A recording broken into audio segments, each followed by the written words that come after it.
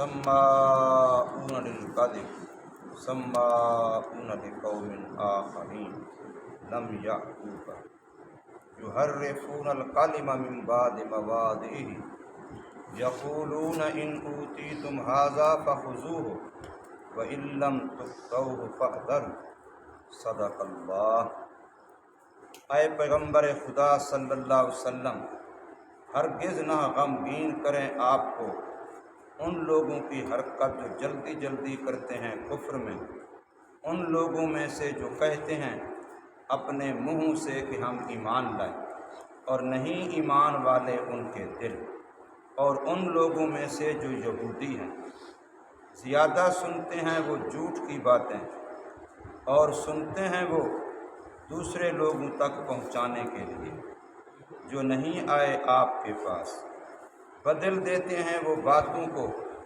اللہ کی کتاب میں سے اپنی جگہ سے،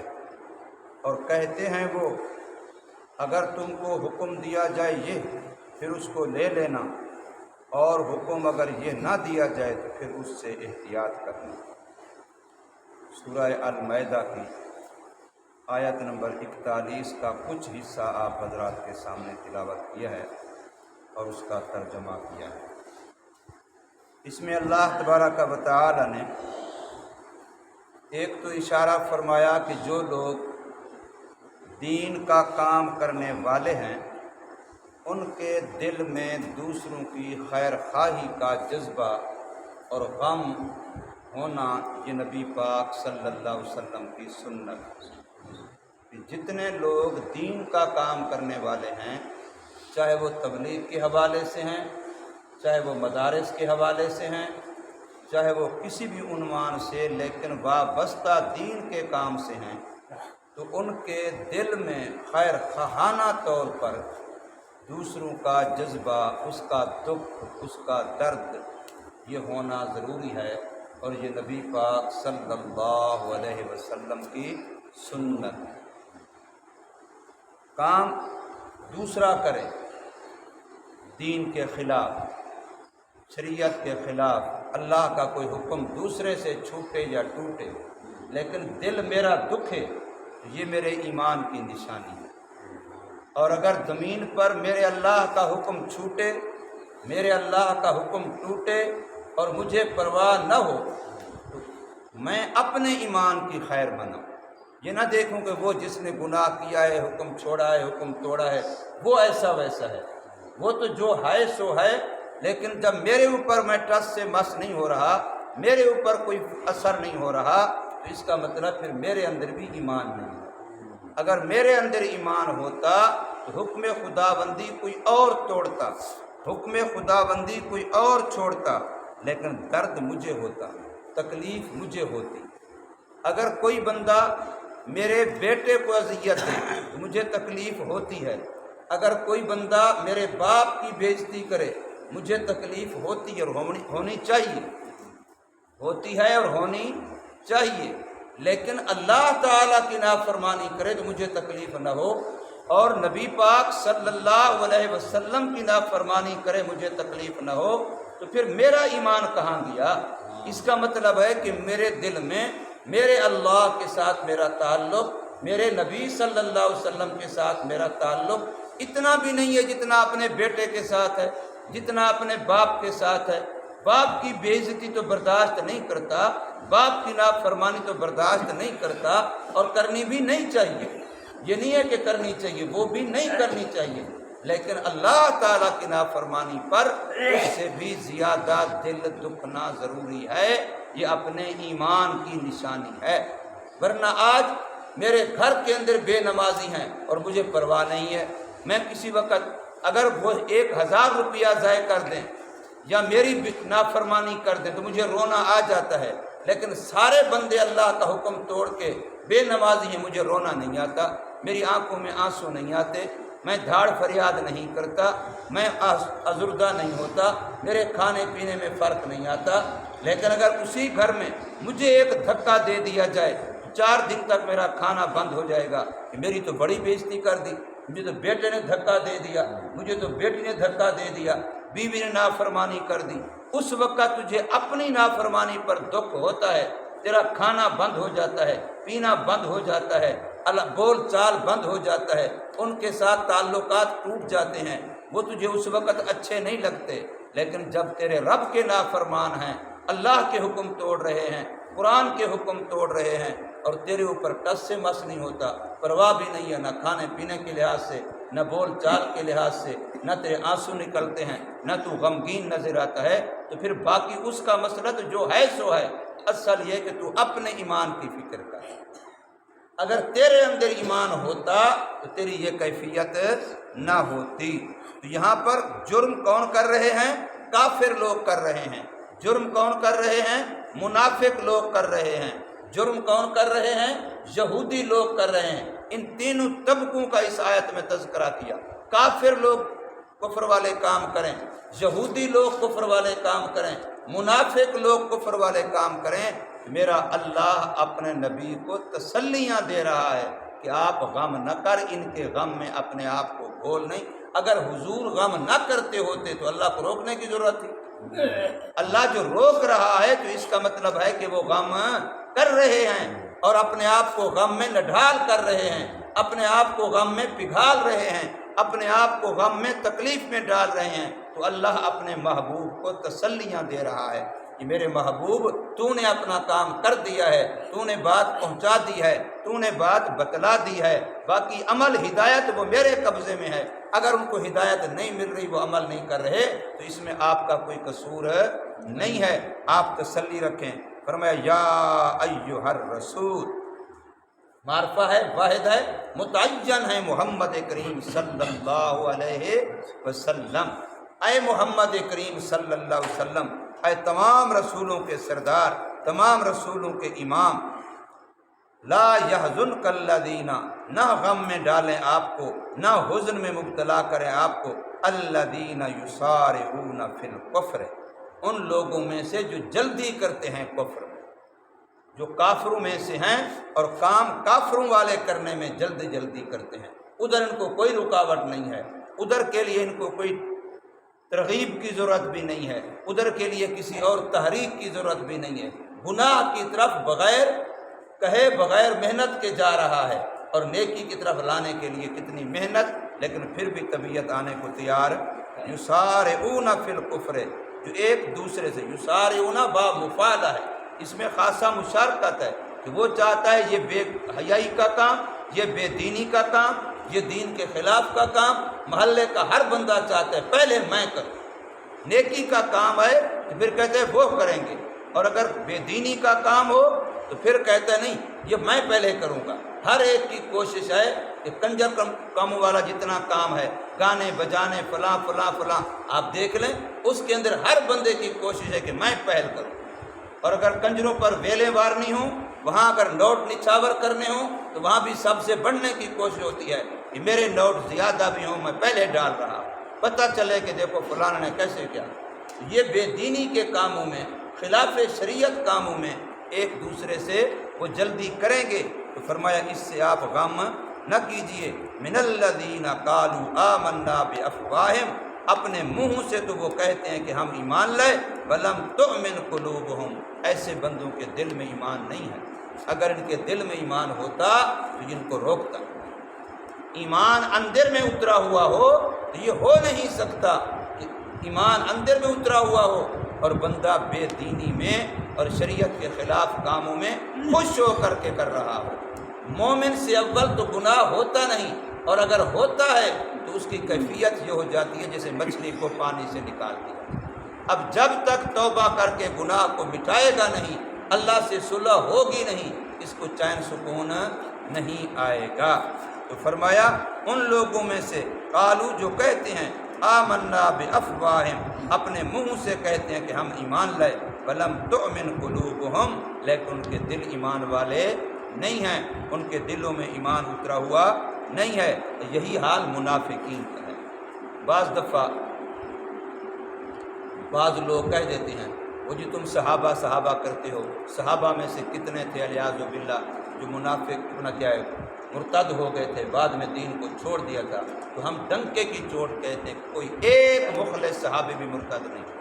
جن کو تم مرتد دیکھ رہے ہو وہ تھے منافق۔ اوپر اوپر سے ایمان والے تھے، جن کے دلوں میں ایمان اتر چکا تھا، ان میں سے ایک بھی نہیں ہے جس نے ایمان کو بعد میں چھوڑا ہو۔ وَمِنَ الَّذِينَ هَادُوا، اور ان لوگوں میں سے جو یہودی ہیں وہ بھی بے دینی کی طرف، کفر کے کاموں کی طرف بہت جلدی جاتے ہیں، لیکن فرمایا ان کے ان کاموں سے آپ غم نہ کیجیے۔ سماعون للکذب، سماعون جاسوس کو کہتے ہیں، جو کان لگا لگا کر کے دوسروں کی باتیں سنتا ہے اور پھر آگے ایک سچ کے ساتھ 10 جھوٹ ملا کر کے آگے پہنچاتا ہے، اور اس کا مقصد معاشرے کے اندر بدگمانیاں پھیلانا، افراتفری پھیلانا، ماں باپ میں جھگڑا ڈالو، بھائی میں جھگڑا ڈالو، اولاد کا بیٹے کے ساتھ، میاں کا بیوی کے ساتھ، یوں آپس کے اندر معاشرے کے اندر بدگمانیاں ڈالو اور یوں آپس کے اندر گناہ کو اس کو رواج دو۔ سماعون للکذب، زیادہ سننے والے، کان لگا لگا کر کے سننے والے، توجہ سے سننے والے ہیں جھوٹ کے لیے، تاکہ آگے جھوٹ موٹ بنا کے ایک سچ کے ساتھ کئی جھوٹ ملا کے آگے معاشرے میں پہنچائیں۔ اور دوسرا سماعون لقوم آخرین، وہ دوسرے لوگوں کے لیے سنتے ہیں، کسی اور کے نمائندے بن کے آتے ہیں تمہارے پاس، مقصد یہ ہوتا ہے کہ یہ بات کریں گے، پھر اس بات کو آگے مروڑ توڑ کے دوسروں تک پہنچائیں گے، جن کے نمائندے چمچے کڑچے بن کے آتے ہیں۔ فرمایا ان لوگوں کے لیے لم یاتوکا، جو خود آپ کے پاس نہیں آتے۔ اس میں علماء نے ایک نقطہ یہ بھی لکھا ہے کہ بعض لوگ اپنی حیثیت یہ سمجھتے ہیں کہ ہم تو بڑے ہیں، ہماری حیثیت بڑی ہے، ہم غریب غرب میں جا کے کیوں بیٹھیں، لہٰذا پھر وہ اپنے دوسرے نمائندے بھیجتے ہیں کہ تم جا کر کے وہاں دین کی بات سنو، علماء کے پاس تم جا کے دین کی بات سنو، پھر تم آ کر کے ہمیں بتانا، ہم اگر وہاں چلے جائیں، ہم اگر تبلیغ میں چلے جائیں، ہم اگر مسجد میں چلے جائیں، پھر وہاں تو وہ گوار لوگ ہیں، پینڈو لوگ ہیں، غریب غربے لوگ ہیں، ہمارے نوکر چاکر لوگ ہیں، تو ہم ان کی برابر میں جا کے بیٹھیں گے، یہ ہماری حیثیت کے خلاف ہے، یہ ہمارے سٹیٹس کے خلاف ہے، وہ اپنی بے عزتی سمجھتے ہیں اس میں۔ تو فرمایا ایسے لوگوں کے لیے جو آپ صلی اللہ علیہ وسلم کے پاس نہیں آتے، لم یاتو کا، وہ اپنے نمائندے بنا کے بھیجتے ہیں اور وہ سنتے ہیں۔ فرمایا ایسے لوگ یہ سارے ان لوگوں میں سے ہیں جو بے دینی کے کاموں کی طرف اور کفر کے کاموں کی طرف جلدی کرتے ہیں، تو ان کاموں سے آپ کو غم اور دکھ تکلیف نہیں ہونی چاہیے۔ ان کی بے دینی یہاں تک بڑھی ہوئی ہے کہ یحرفون الکلمۃ من بعد مواضعہ، اللہ کی کتاب میں جو مسئلہ ہوتا ہے، اس کے جو الفاظ ہوتے ہیں، اس کے جو معانی ہوتے ہیں، اس کا جو حکم مسئلے کا نکل رہا ہوتا ہے، یہ اس کو بھی اپنی جگہ سے بدلتے ہیں، اس میں بھی تبدیلیوں کے خواہش مند ہوتے ہیں کہ دین بھی ہو لیکن ہو بھی ہماری مرضی والا، شریعت بھی ہو لیکن ہو بھی ہماری مرضی والی، ہمارا نئی جیسے ہمارا محتاط ہے، ہمارا پرانے زمانے میں جو سارے پیشے والے نا غریب غربے جن کو ہم کہتے ہیں ملازم، یہ چودھریوں کے کیا ہوتے ہیں، امیروں کے، زمینداروں کے، کہ سال کے بعد ان کو گندم دینی ہے تو سارا سال نائی جو ہے وہ ان کے بال کاٹ رہا ہے، سارا سال جو ہے وہ اپنا دھوبی ہے، فلاں ہے، جتنے بھی پیشے ور ہوتے غریب غربے، یہ ان سے کام لیتے رہتے کہ سارا سال یہ ہمارے کام کرتے رہیں اور سال کے بعد فصل پر۔ تو یہی حال انہوں نے اس وقت مولوی کا کیا ہوا تھا کہ مولوی مسجد میں سارا سال نمازیں پڑھاتا رہے، فصل پر ہم اس کو چاولوں پر بھی دانے دے دیں گے اور گندم پر بھی دے دیں گے، یعنی جو حشر ہم نے بال کاٹنے والے نئی کا کیا ہوا ہے، حجام کا کیا ہوا ہے، وہی حیثیت دی ہوئی تھی مسجد کے مولوی کو، اس کے ساتھ آج تک ان کا ذہن وہی گندا کھڑا ہے کہ یہ مولوی ہمارے محتاط یوں ہو کے رہے، حالانکہ مولوی مسجد میں تمہاری نماز میں آگے امام بن کے کھڑا ہوتا ہے، تم اس کے پیچھے اس کے ایک کہنے پر رکوع میں بھی جاتے ہو، سجدے میں بھی جاتے ہو، قیام میں بھی ہوتے ہو، قعدے میں بھی ہوتے ہو، نماز سے بڑھ کر کے تو کوئی عام کام نہیں ہے، نماز کو تو امامت کہا گیا ہے، وہ تمہارا رہنما ہے، وہ تمہارا پیشوا ہے، نماز میں تم اس پر اعتماد کر لیتے ہو، لیکن باقی کام اس کو حیثیت تم نے وہ دی ہوئی ہے جو کمی کمہار کی ہوتی ہے۔ موچی کی جو حیثیت، پہلے زمانے میں جوتے یوں نہیں ہاتھ سے بناتے تھے، پھر موچی نے سال کے بعد 6 مہینے کے بعد جوتا بنا کے دینا ہے، اس کو یوں گندم دینی ہے، اور اس طریقے سے نائی نے بال کاٹنے ہیں سارا سال، اس کو گندم دینی ہے، یا جو بھی فصل ہونی ہے، اور اسی طریقے سے جو بھی اس طرح کا پیشے والا موچی کمہار ہوتا وہ برتن بناتے ہاتھوں سے، اس نے برتنوں کی ضرورت پوری کرنی ہے تو ان کو بھی اس طریقے سے دینا ہے۔ یہ حیثیت ہوتی تھی، اور اس کے ساتھ برابر میں حیثیت انہوں نے مولوی کی رکھی ہوتی تھی کہ مسجد کا مولوی کا یہی کام ہے کہ وہ بھی ہماری فصل پر اس کو تھوڑے سے دانے دے دیں گے ہماری طرف سے، بس ٹھیک ہے، سارے اس نے جنازے بھی پڑھانے ہیں، نکاح بھی پڑھانے ہیں، نمازیں بھی پڑھانی ہیں، اور ہماری جو رسومات ہیں مذہبی وہ بھی مولوی صاحب نے کرنی ہیں۔ تو فرمایا کہ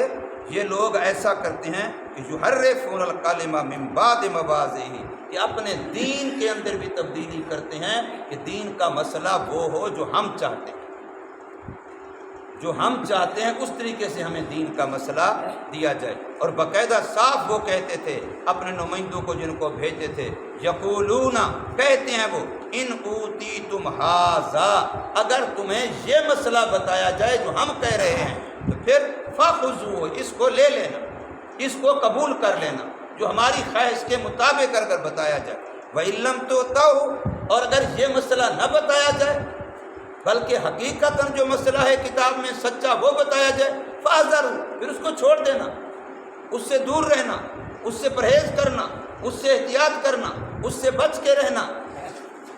اور اس کے لیے دو واقعے حدیث پاک میں اسی آیت کے تحت اس وقت کے لکھے ہیں۔ ایک، جب کسی یہودی مرد و عورت سے زنا والا جرم ہوا تو ان کی کتاب میں بھی تھا شادی شدہ کے لیے سنگساری اور غیر شادی شدہ کے لیے 100 کوڑے۔ قرآن مجید کا فیصلہ بھی یہی ہے، اسلام کا فیصلہ بھی یہی ہے، لیکن ان لوگوں نے اس حکم کو باوجود ہے کہ ان کی کتاب میں یہ تھا انہوں نے تبدیل کیا ہوا تھا۔ وہ جس سے ایسا جرم ہو جائے اور ثابت بھی ہو جائے وہ اس کو منہ کالا کرو، گلی کوچے میں پھرا لو، بےعزتی کر لو، بس ٹھیک ہے، بس سزا ہو گئی، بس یہی سزا ہے۔ اب وہ ایک واقعہ جب رسول اللہ صلی اللہ علیہ وسلم خیبر فتح کی تو وہاں ایسا واقعہ ہوا، یہودیوں میں ہوا، تو اب حضور صلی اللہ علیہ وسلم کے پاس آئے کہ بھی ایسا جرم ہوا، اب سزا۔ تو آپ نے فرمایا تمہاری کتاب میں کیا ہے؟ ابن سوریہ کے نام سے ان کا عالم تھا، ان کی کتاب کا اس کو لایا گیا۔ اب اس نے ادھر ادھر کی باتیں کی اور یہ کہا کہ ہمارے ہاں تو یہ ہے کہ منہ کالا کرتے ہیں اور یوں گدھے پر یوں سوار کر کے اس کو پھراتے پھراتے ہیں، اور اس طریقے سے گویا کرنے سے یہ ہمارے ہاں اس کی سزا ہے۔ تو حضور نے فرمایا نہیں، ایسی نہیں ہے، لاؤ تورات۔ اب جب تورات لائی گئی تو وہ ادھر سے پڑھیں ادھر سے پڑھیں، جہاں یہ مسئلہ لکھا ہوا تھا وہاں ہاتھ رکھ لیں۔ پھر حضور صلی اللہ علیہ وسلم کے صحابی حضرت عبداللہ بن سلام رضی اللہ عنہ، یہودی عالم تھے پہلے، اب مسلمان ہو گئے تھے، انہوں نے فرمایا جھوٹ بولیں یا رسول اللہ، ان کو کہو یہ ہاتھ اٹھائیں، یہاں سے پڑھیں۔ اب جب پڑھا تو مسئلہ یہی لکھا ہوا ہے، تو اس لیے ان کا یہ تھا کہ بھی جو ہماری خواہش کے مطابق مسئلہ ہو تو اس کو لے لو، قبول کر لو، اور اگر ہماری خواہش مرضی کے مطابق مسئلہ نہ ہو تو اس کو چھوڑ دو۔ آج ہم لوگ بھی کہتے ہیں کہ دین تو ہو لیکن ہو وہ باپ دادے والا، دین تو ہو لیکن ہو وہ جو ہماری خواہش اور مرضی والا ہے، اس کے اندر اگر تم کو قرآن میں یہ آ رہا ہے، حدیث میں یہ آ رہا ہے، پھر ہمیں قبول نہیں ہے، ہمیں وہی قبول ہے جو ہماری خواہش مرضی کے مطابق ہو۔ تو اللہ تبارک و تعالیٰ نے یہ واقعات، یہ حالات سنا کر کے ہمیں سمجھایا ہے کہ ان لوگوں کے اندر یہ کمزوریاں تھیں، تم اپنے اندر یہ کمزوری نہ آنے دینا، دین کو اپنے تابع نہ کرنا، خود دین کے تابع ہونا، دین کو نہ بدلنا، خود اپنے آپ کو بدلنا، تب ہی تم دین کے غلام بنو گے اور اپنی آخرت بچا سکو گے۔ اس طریقے سے قتل کا مسئلہ پیش آیا تھا، ایک واقعہ اس میں بھی یہی تھا، وہ ڈنڈی مارنا چاہتے تھے، حضور صلی اللہ علیہ وسلم نہیں، تمہاری کتاب میں بھی ایسا نہیں ہے، حالانکہ آپ صلی اللہ علیہ وسلم امی تھے، آپ نے کوئی پڑھنا لکھنا کسی سیکھا نہیں تھا، لیکن اس کے باوجود اللہ تبارک و تعالیٰ نے قرآن مجید علم وحی کے واسطے سے آپ صلی اللہ علیہ وسلم کو جس علم سے نوازا تھا، تو آپ نے اس کی روشنی میں ان کی بھی رہنمائی کی اور ان کی غلطیوں کو ان کی نشاندہی کی۔ اللہ تبارک و تعالیٰ ہمیں بھی دین کی سمجھ نصیب فرمائے۔